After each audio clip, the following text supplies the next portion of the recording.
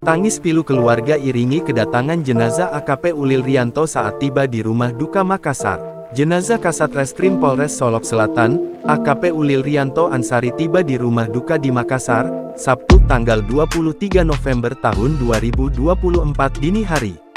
Jenazah tiba di rumah duka Kompleks Antang Jaya, Kecamatan Manggala, Kota Makassar, Sulawesi Selatan sekira pukul 1.10 WITA dengan dikawal ketat oleh personel Brimob Polda Sulsel. Peti jenazah dibaluti bendera merah putih. Keluarga dan sahabat almarhum yang menyambut jenazah AKP Rianto histeris. Mereka tak kuasa membendung tangis mereka. Ibu AKP Ulil, Christina Yun Abu Bakar, terlihat menangis histeris setelah jenazah anaknya masuk dalam rumah. Begitu juga adik dan kakak AKP Ulil. Mereka terus menangis dan memeluk peti jenazah saudara laki-lakinya.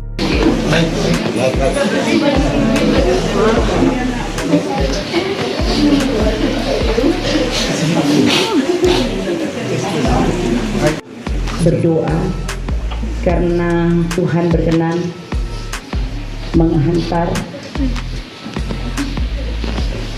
almarhum di rumah duka.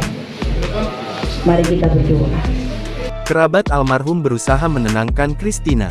Dalam keheningan, pelayat tidak hanya berbagi cerita dan kenangan, tetapi juga menguatkan hati keluarga yang tengah berduka.